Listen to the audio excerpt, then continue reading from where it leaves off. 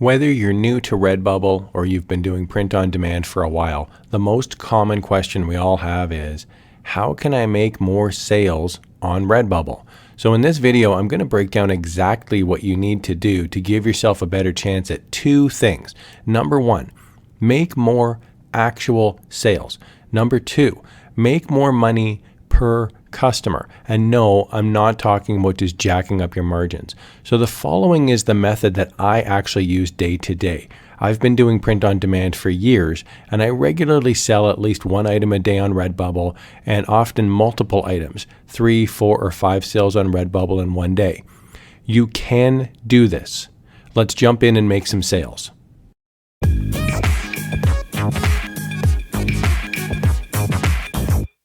Okay, so if you're new to Redbubble, you may not have asked yourself this question before. So here we go. Ask yourself, why do customers buy stuff on Redbubble?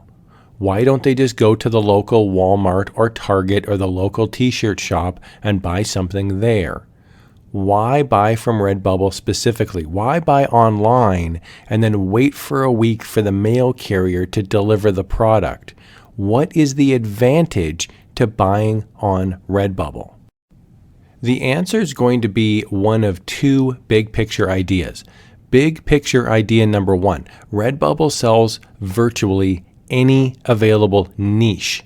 Now a niche is just a little tiny segment of the population. So cat, dog, welder, electrician, those are niches. Big brick and mortar stores don't sell to niches. They sell very generalized, very vanilla general designs. So if you want to make sales on Redbubble, you need to be different than a regular Walmart or a regular Target store. So people like the following types of shirts.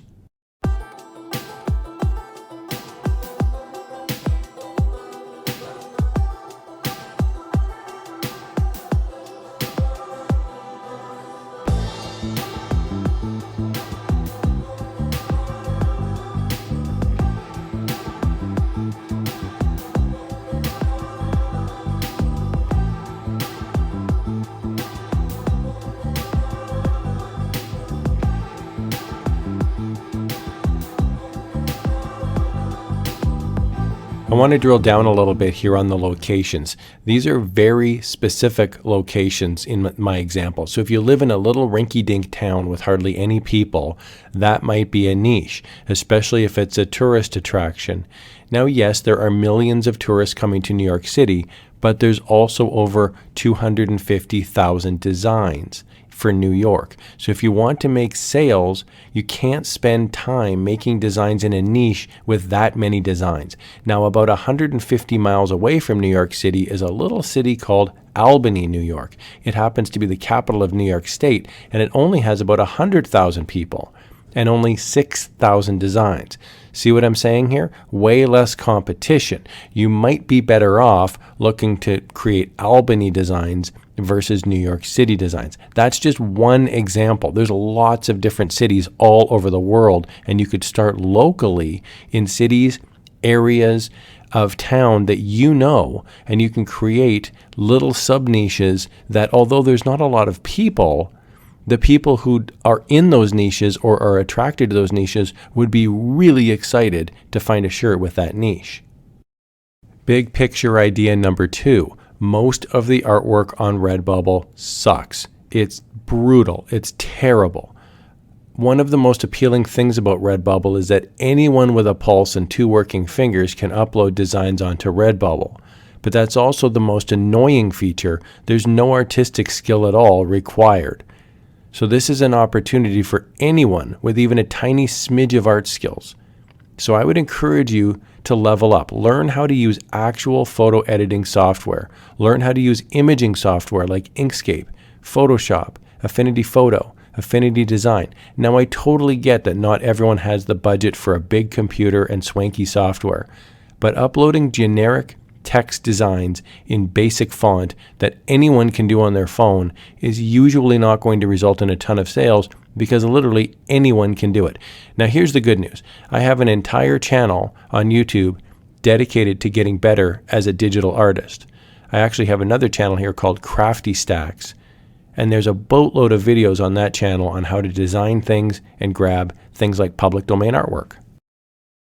Now, if you've never heard of public domain artwork, you're in for a treat. I think this is one of the most underutilized resources that a new artist or an artist with not a ton of artistic technical skills can use.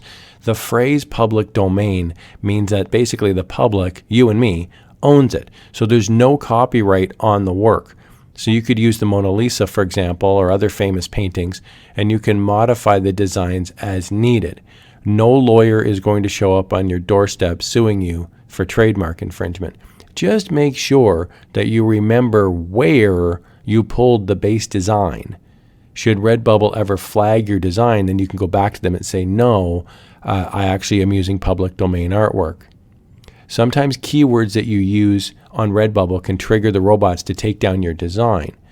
But you have the opportunity to tell Redbubble, no, I used public domain artwork, and they will almost always reinstate the design. At least that's been my experience anyway. I proved back to source and I get my design reinstated.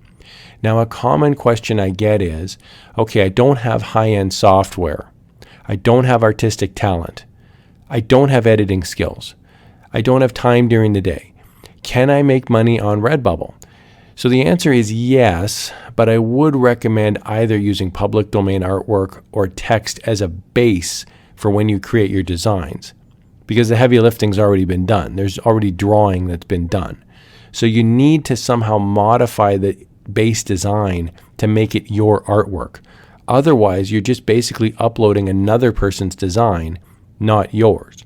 So I would recommend changing it somehow. And there are typically two options to change public domain art. Option number one for public domain art is to add something to the public domain art, but the main reason is that individual design. So using the painting, The Scream, for example, I added the name of the piece down below, and I added a border, and boom, there you go. It's now an original design. People are still going to buy it because they like The Scream. Option number two for public domain art is to change the meaning of what the art stands for. So you're fundamentally changing it. So Be Funny, for example. So here's the painting, The Scream, again. And here are some ideas where I just added funny text and changed it, and it would look great on a t-shirt, for example.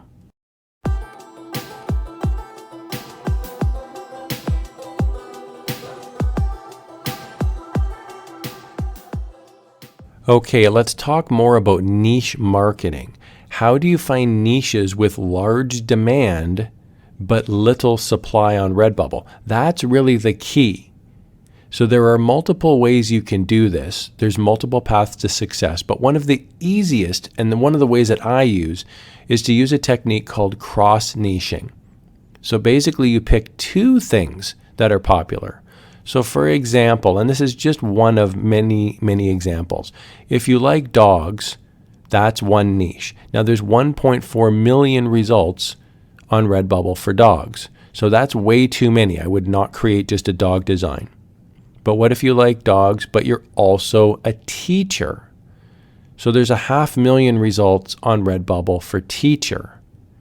But if you combine the two tags in the search, if we enter dog teacher, you only get about 13,000 results. Now, I know how YouTube works, and people immediately come out with the pitchforks and they say 13,000 results is way too many results. And I happen to agree. But 13,000 results is way less than 500,000 results, and it's way less than 1.4 million results. So I'm just using this as an example. You get the idea. I took two of the most popular niches on the planet, dogs and teachers, and I combined them, and we dropped the resulting designs on Redbubble by about 95%. So you can do this with your own keywords. Use your hometown or another type of animal or another type of profession. You get the idea.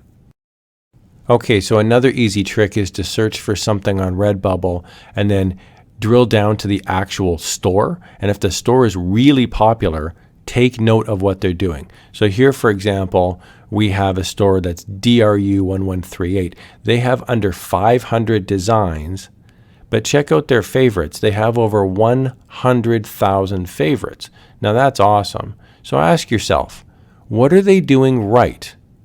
At first glance, they have high quality artwork in niches that people are passionate about, and that's the key. They're passionate about them. Feminism, retro, vintage, propaganda posters. Now look, I'm not suggesting that you copy the designs in this store, not at all. But what I am suggesting is look at the way the store is laid out. The designs are instantly recognizable. Most of the designs have posters as the default view. It gives the store a certain identifiable brand right out of the gates. This is the propaganda store. This is the feminism store. So the designs are instantly recognizable. There's 20 different collections. So it is possible to have a wide variety of products and also have a large following.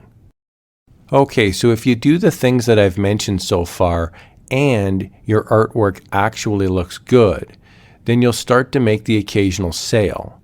But it typically won't be enough. You'll get a taste of making a sale and you'll want more.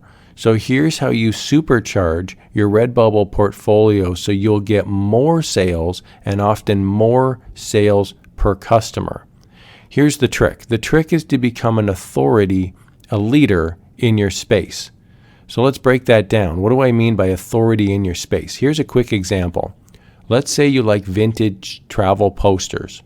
So I type into the Redbubble search bar, vintage travel poster, and I find this shop here. It's called the Vintage Travel Shop. They have a little over 1,300 designs, which is not a crazy huge store. But look at how clean the store is. Most of the thumbnails are similar in look and feel. The store is easy to see. The designs are all related to travel. So since I'm searching for vintage travel poster, and since I like that genre, I'm going to favorite the store and come back to it again and again. This store is an authority in the vintage travel space. Chances are good that I'm going to like and follow this store rather than just liking and following a store that has a couple random vintage posters and a bunch of other stuff as well, because I'm not interested in the other stuff. So here's exactly what you need to do. Step 1, stop making random stuff on Redbubble and also expecting people to buy it.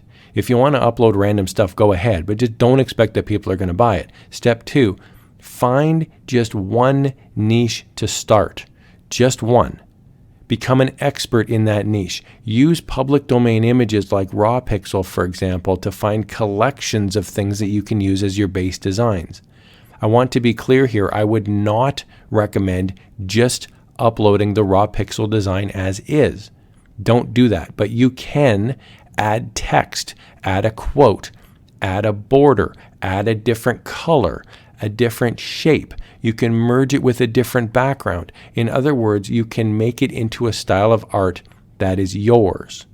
Step 3, upload 100 or so designs that are all similar into a collection on Redbubble. This is the part where the wheels fall off for most artists.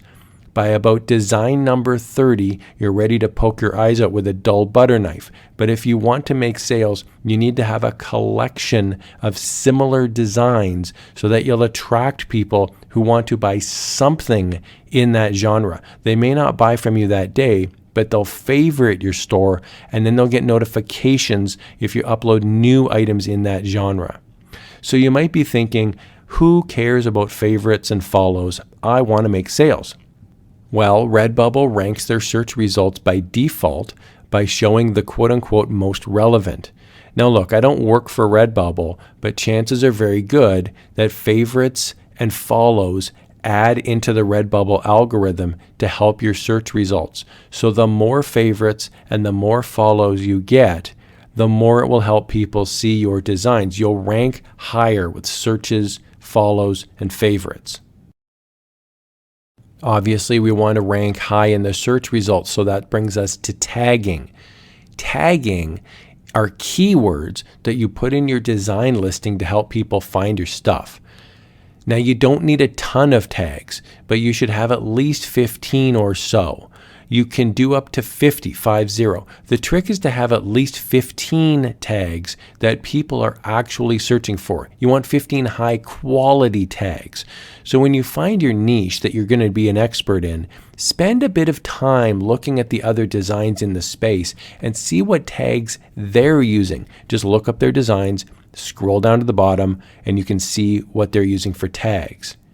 Quick tip, make sure to put your Redbubble username in as a tag. That way, if someone searches your username on Redbubble, all of your designs will come up. Okay, I want to reiterate the secret formula here when it comes to collections. If you like cat designs, for example, think of it from the customer's perspective. Are they going to want to buy from a store with a hodgepodge of weird stuff that they have to sift through? Or are they going to instantly light up as a customer when they see that your store is filled with nothing but cat designs? Or you have a massive cat designs featured collection. They just hit the cat mecca jackpot and now they're crying, they're so happy. So you can certainly have more than just cat designs in your store, using this as an example. But if you want to be an authority on cat designs, you have to have at least a couple of collections that feature cats. That is attractive to customers. They see your one design when they do a search, then they stumble across the other 99 designs that they also like. That's why people generally follow artists. If you've ever wondered, why does somebody follow that artist? It's because they want to be notified when the artist cranks out more of the same type of designs. So I regularly get customers who favorite 10, 20, or 30 of my designs at once, and then they wind up buying 5 or 6 at like a collection. So you can regularly get sales of $20 or $30 off of one customer. Because if they like your style of art, they'll buy 2, 3, 4, or 5 different t-shirts, coasters, coffee mugs, whatever. They're buying your collection. So the goal here is that you want people to be buying multiple items. And almost always when that happens, they're buying similar styles of my art designs on t-shirts and other products. All right, I hope you found this video helpful. I have a ton of videos on this channel and Watercooler about print on demand and Redbubble. So if you liked what you saw, make sure to hit that like button and subscribe so you never miss a video, which often features random pictures of my fluffy cats. Thanks a lot for watching, everybody. Have a great day.